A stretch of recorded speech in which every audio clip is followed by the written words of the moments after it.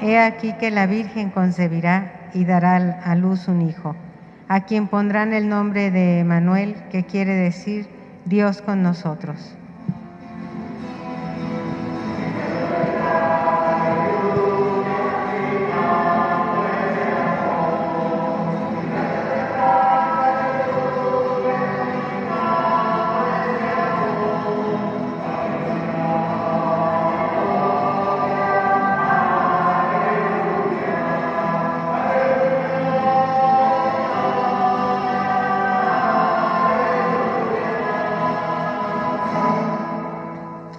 El Señor esté con ustedes.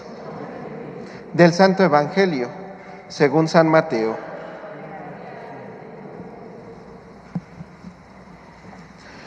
Cristo vino al mundo de la siguiente manera. Estando María, su madre, desposada con José, y antes de que vivieran juntos, sucedió que ella, por obra del Espíritu Santo, estaba esperando un hijo. José, su esposo, que era hombre justo, no queriendo ponerla en evidencia, pensó dejarla en secreto. Mientras pensaba en estas cosas, un ángel del Señor le dijo en sueños: José, hijo de David, no dudes en recibir en tu casa a María, tu esposa, porque ella ha concebido por obra del Espíritu Santo. Dará a luz un hijo, y tú le pondrás el nombre de Jesús, porque él salvará a su pueblo de sus pecados. Todo esto sucedió para que se cumpliera lo que había dicho el Señor por boca del profeta Isaías. He aquí que la Virgen concebirá y dará a luz un hijo, a quien pondrán el nombre de Emmanuel, que quiere decir Dios con nosotros. Cuando José despertó de aquel sueño, hizo lo que le había mandado el ángel del Señor y recibió a su esposa. Palabra del Señor. Sentados un momento.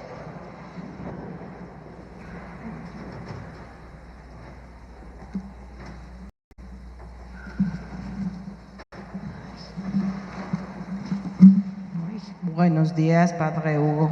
Buenos días, Axel. Buenos días a todos. Buenos días.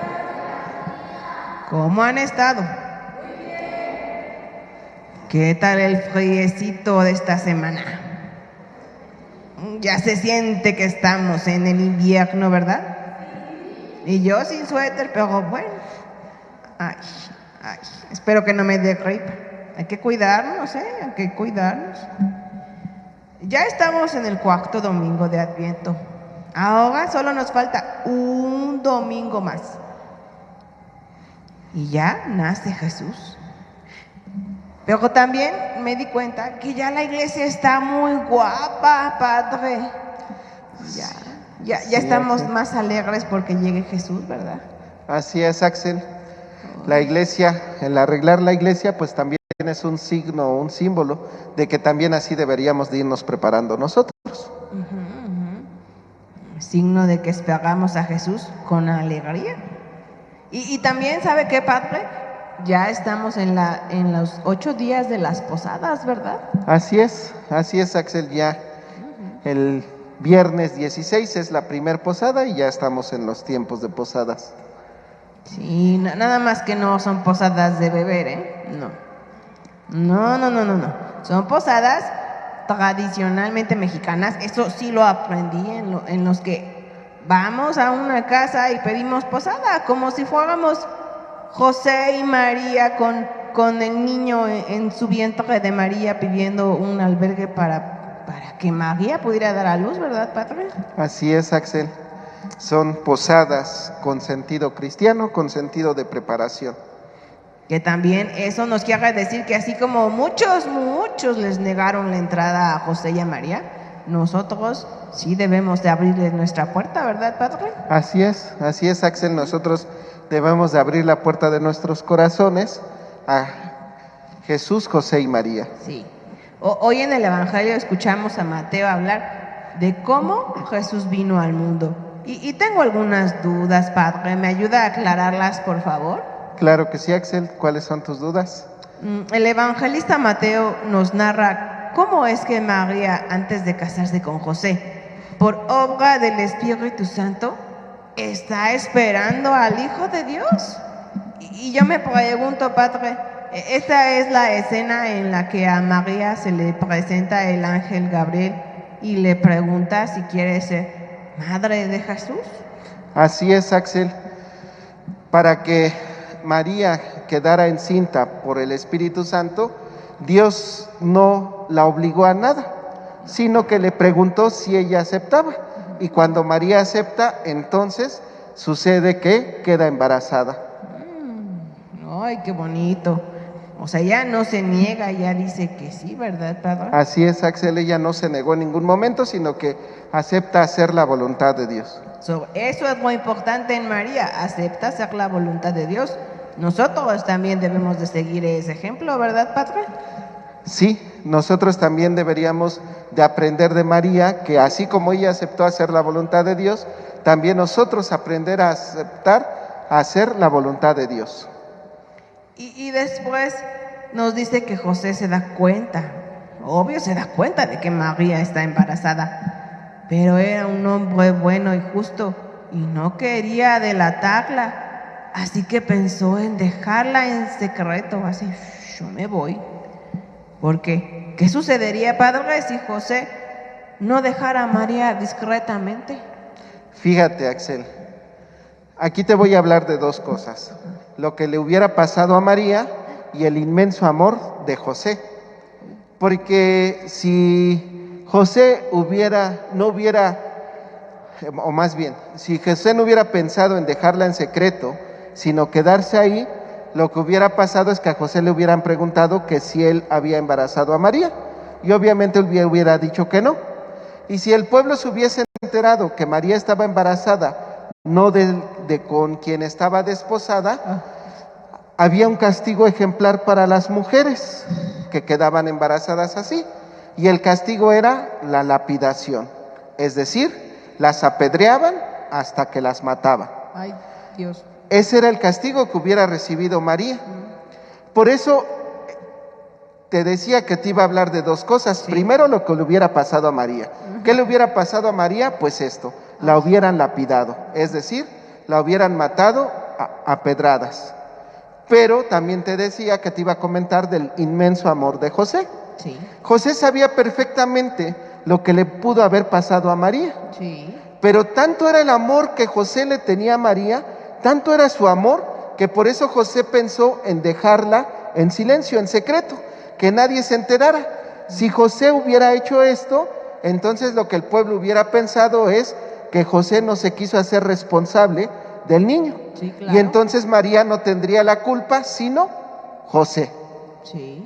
Entonces José es lo que pensó, tanto era su amor por María, que él pensó o decidió de alguna manera mejor echarse la culpa a él, que antes que permitir que a María le pasara algo. Sí. Ese es el inmenso amor que José tenía por María.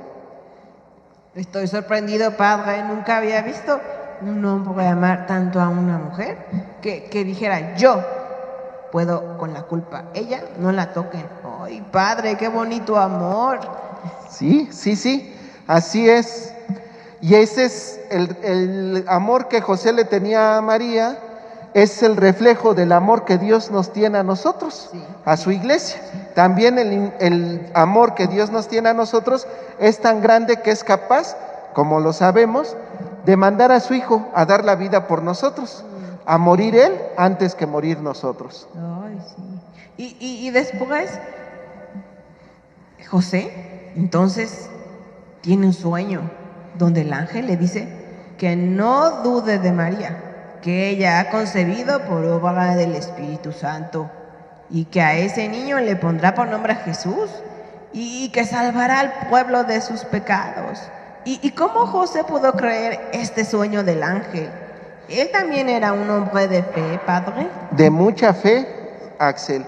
Era tanta su fe en Dios que él por un sueño aceptó la voluntad de Dios. Fíjate, entre José y María está esta distinción. María se le presentó el ángel, es decir, María tuvo la visión perfecta de un ángel, Y con José no se le presentó como tal el ángel, sino que fue en sueños. Es decir, la fe que tenía José también era tan grande y era tan inmensa que a él le bastó un solo sueño para aceptar la voluntad de Dios. Era su fe y el amor a María. Ambas cosas se conjuntaron. Por un lado la fe que José tenía y por otro lado el amor que le tenía a María, que José acepta hacer la voluntad de Dios, es decir, tomar a María como esposa, porque eso de tomar a María por esposa también implicaba, de alguna manera, hacerse cargo del niño.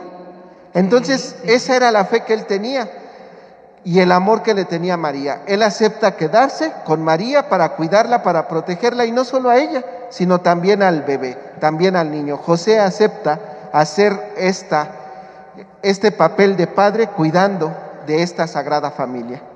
Ay, y qué papaces le tocaron a Jesús. Nunca negaron a Dios, siempre aceptaron su voluntad y lo amaron infinitamente, ¿no? Ya desde que venía en el vientre de María, Padre. Así es, Axel, así es, Axel. Esos fueron los papás que Dios le escogió a su hijo, terrenalmente hablando. Una mujer entregada, una mujer llena de decisiones, una mujer que aceptó desde el principio hacer la voluntad de Dios, y un hombre justo, un hombre lleno de fe, un hombre lleno de amor, que era capaz de darlo todo por ellos dos, por cuidarlos, por protegerlos. A ellos dos fueron a los que Dios eligió como papás de su hijo. Y así como eligió a José y a María para que Jesús pudiera venir a este mundo, ¿verdad que también Dios nos pide que hagamos cosas así como a José y a María, Padre? Así es, Axel. Dios también a nosotros nos va pidiendo cosas. Incluso a veces hay cosas que Dios nos pide que no es tan fácil hacerlas, pero que si tenemos fe y si tenemos amor, como lo tuvieron José y María, podríamos hacerlo. Claro. Porque a veces a lo mejor Dios nos pide cuidar a las personas, ayudar a las personas, y a veces a lo mejor para nosotros no es tan fácil. Dios nos pide, por ejemplo, a lo mejor perdonar a quienes nos hacen daño, y a veces a nosotros nos cuesta perdonar a las personas. Entonces, así como a José y a María Dios les fue pidiendo cosas, también a nosotros nos pide. Y nosotros deberíamos de aprender de José y de María, de tener esa fe tan grande y ese amor para hacer la voluntad de Dios, para hacer lo que Dios nos pide. Así es, Axel. Ay, sí, porque si lo veo así en retrospectiva, ni José ni María dijeron que no. Nunca pasó ese pensamiento por su cabeza. Era muy, muy grande su fe y muy grande su amor. Y hoy por hoy, a mí hasta me falla el amor por mi esposa, Padre. A veces me enojo y, ay, no, y repelo. Y pues no, debo de cambiar, debo de ser como José y María, que ese amor no los hizo decir que no, nunca. No los hizo así rechazar a Jesús, sino amarlo y cuidarlo y ver por él y darle de comer y educarlo. Ay, qué tareota, ¿verdad, Padre? Sí, una tarea muy grande, Axel. Y fíjate, dijiste algo muy importante. A veces a ti te falla el amor con tu esposa. Y eso es cierto, a veces donde más nos falla el amor a nosotros es con la propia familia. A veces creemos y sentimos que tenemos tan seguros a la familia que es donde más nos falla el amor. Por ejemplo, a veces desde niños, cuando nuestros papás nos piden un favor, hacemos berrinche, nos enojamos, porque sabemos que papá y mamá pues nos tienen que seguir cuidando. Pero si no supiéramos eso, o si mamá y papá nos dijeran, ¿no quieres? Bueno, pues entonces ve una casa donde te entretengan, no haríamos eso. Pero a veces donde más nos falla el amor es en la familia, porque pensamos que ahí tenemos todo seguro. Sí. Y es donde más nos falla aprender a amar y a querer a papá, a mamá, a nuestros hermanos. Y ahí es donde deberíamos de practicar más el amor que en otro lado. Pero tristemente es donde más nos llega a fallar. Sí, a veces creemos que la familia es como una obligación que hay que soportar y no es ninguna obligación. Hay que mirar a cada uno de nuestros miembros familiares como un amor, ¿verdad, Padre? Así es. habría que ver a cada uno de nuestros familiares como un regalo de Dios, un regalo que Dios nos ha dado para cuidar, para amar y para proteger. Entonces, ¿van a cuidarse mutuamente? ¿O se van a insultar? Ah, ya sé, ¿se van a perdonar? Ah, no, pero ya sé, ¿se van a gritonear? Ah, bueno, entonces hay que amar.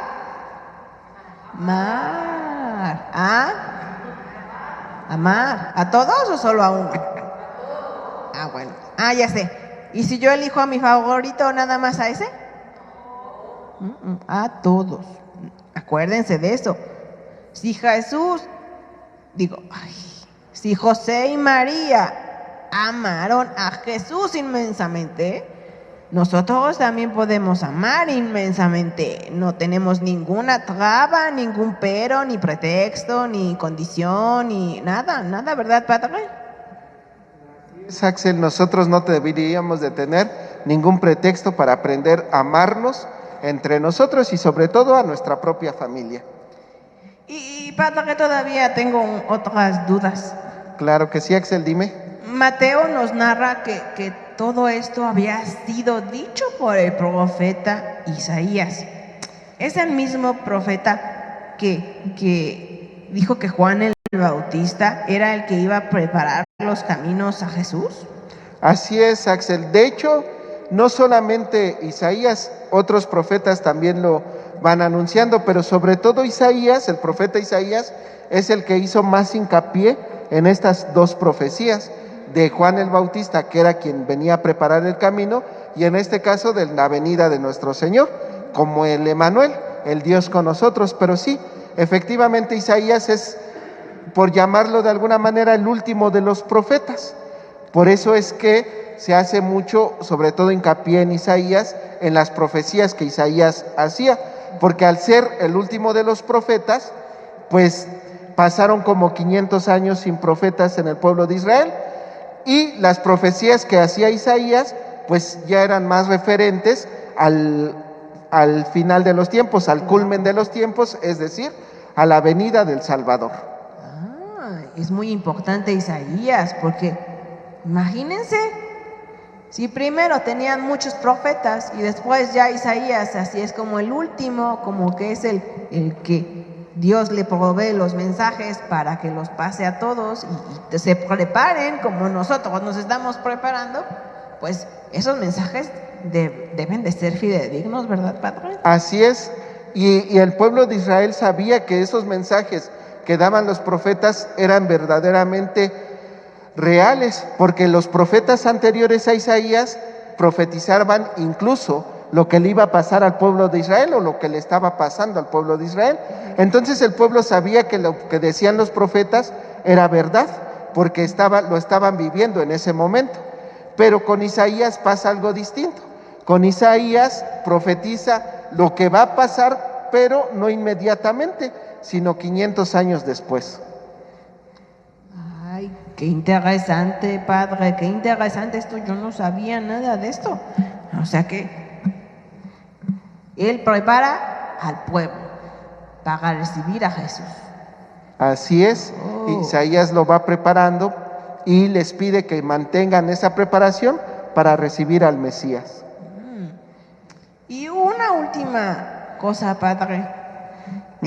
¿Por qué en el Evangelio nos dice que el niño será llamado Emmanuel, que significa Dios con nosotros, y nos referimos a Él como Jesús, Padre? Fíjate, Axel, en el Evangelio nos menciona los dos nombres. Sí. Por un lado nos menciona el nombre de Jesús y por otro lado el nombre de Emmanuel. Cuando el Evangelio nos habla sobre el nombre de Emmanuel, hace referencia precisamente al profeta Isaías, porque cuando el profeta Isaías profetizó la venida del Salvador, del Mesías, en ese tiempo el pueblo de Israel necesitaba recordar que Dios no se había olvidado de ellos, que Dios se acordaba en todo momento de ellos. Por eso es que este nombre que da el profeta Isaías de Emmanuel, que quiere decir Dios con nosotros, es para que el pueblo recordara que Dios siempre, siempre ha estado con ellos, y que con la llegada del Salvador, iba a ser de una manera especial, es decir, era verdaderamente Dios que se iba a hacer uno de nosotros. Por eso el Evangelio nos recuerda que Isaías ya había dicho que el Emanuel, el Dios con nosotros, se iba a hacer presente, es decir, iba a ser uno de nosotros, un hombre verdaderamente como somos nosotros. Y por otro lado también en el sueño a José, le dice el ángel a José por medio del sueño, le pondrás el nombre de Jesús, porque Él salvará al pueblo de sus pecados. Sí, y eso es lo que significa el nombre de Jesús, el que salva de los pecados. Oh, padre, qué interesante. Emanuel es el nombre propuesto, no, bueno, no lo propone, sino que es el que le manda a Dios y le dice, aquí estoy con ustedes, por eso es Emanuel. Ajá. Y luego Jesús va a ser el Salvador del hombre. Así es. Ay, Son los dos nombres. Sí, qué interesante, no sabía, siempre estuve muy confundido con esto, padre. Pero dos nombres para el Salvador del mundo. Así es. Por un lado, uno nos recuerda que Dios siempre está con nosotros, que Dios siempre nos cuida, que Dios nos ama, que Dios nos quiere. Y por otro lado, el otro nombre nos recuerda que Él es el que vino a salvarnos, que Él es el que vino a dar la vida por el perdón de nuestros pecados. O sea que los dos nombres siguen vigentes. ¿Por qué? Porque pues Dios sigue con nosotros, a pesar de que no lo sintamos a veces o no lo queramos aceptar en nuestro corazón. Ahí está, siempre, no nos abandona, y eso siempre es un mensaje que este vikingo ha dicho. Jesús, Dios Padre, el Espíritu Santo, siempre están con nosotros. Y Jesús es el Salvador de todos los hombres, incluyéndonos hoy, ¿verdad, Padre? Así es, Axel, los dos nombres siguen siendo vigentes y son dos nombres que debemos de recordar siempre. Dios está con nosotros y aparte nos ha salvado. Sí. Entonces, ¿Dios está ausente con nosotros? Ah, está con nosotros, ¿verdad? Ah, yo dije, ¿está ausente de nosotros? Ay, este vikingo se le enreda la lengua, perdónenme. Ay, ya. A ver. Entonces, Dios está ausente. No, con nosotros. ¿Siempre o algunas veces? Siempre. Ah, bueno. ¿Y entonces Jesús nos salva? Sí. ¿O nada más salvó a los de ese tiempo? No, siempre nos salva. Ah, bien, eso, muy bien aprendido. Siempre nos salva y siempre está con nosotros. Así que lo que nos toca, Padre, es transformar nuestro corazón, ¿verdad? Así es, Él ya está con nosotros, Él nos ha salvado, ahora nos toca a nosotros hacer nuestra parte, Sí. dejarnos amar y hacer la voluntad para que Dios nos pueda salvar. Y sobre todo ahora que van a ser, imagínense, van a ser para darnos la salvación, para darnos el perdón. ¿Quién no lo va a recibir? Sí, muy bien, pero ¿quién no? Ay, el silencio me agrada, yo sabía que esta pregunta capciosa sí me iban a responder. ¿Y quién sí lo va a recibir? Yo también, ¿y de este lado? ¿De este lado no? Ah, bueno, yo dije, no quieren recibir a Jesucito. Ah, bueno, hay que recibirlo primero en nuestros corazones, en nuestras familias y en nuestros hogares, ¿verdad, Padre? Y es, sobre todo y principalmente, hay que recibir a Jesús en nuestros corazones. Por eso hay que irnos preparando, por eso este tiempo de Adviento fue el tiempo de preparación. Y ya que hoy estamos viviendo el último domingo de Adviento, pues esta semana que nos queda sería o debería de ser una semana para redoblar esfuerzos e ir limpiando nuestro corazón y disponernos o preparar nuestro corazón para recibir a nuestro Salvador. Saquemos la escobita, el trapo, limpiemos el odio, el enojo, la ira, la venganza, las malas palabras, las malas actitudes. ¿Qué otras cosas feas hay por ahí? La envidia y los malos pensamientos y actitudes negativas. Todo eso, todo eso, hay que sacarlo de nuestro corazón para que Jesús diga, hoy este corazón sí lo quiero habitar, aquí sí quiero llegar, porque sé que aquí hay un espacio para mí y no voy a estar arrumbado ahí en un rincón, ahí todo oscuro, lleno de telarañas y arañas. No. Hay que dejar nuestro corazón brilloso para que Jesús se admire de que estamos poniendo de nuestra parte. ¿Verdad, Padre? Hay que poner lo que nos toca a nosotros para recibir a Jesús. Ay, pues muchas gracias por ayudarme con mis dudas, Padre Hugo. Con mucho gusto, Axel. Gracias. Pórtense bien. Ya falta poquitito para recibir al niño Dios. Y no dejen de prepararse y esperarlo.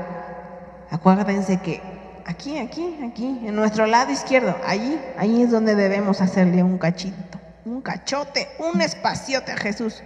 Y por si no los veo, pues yo quiero desearles a todos una feliz Navidad en compañía de todos sus seres queridos y un feliz año 2023, ya otro año más para empezar, para hacer, proponernos y disfrutar al lado de nuestra familia. Y también les dejo un fuerte abrazo de vikingo a todos y cada uno de ustedes.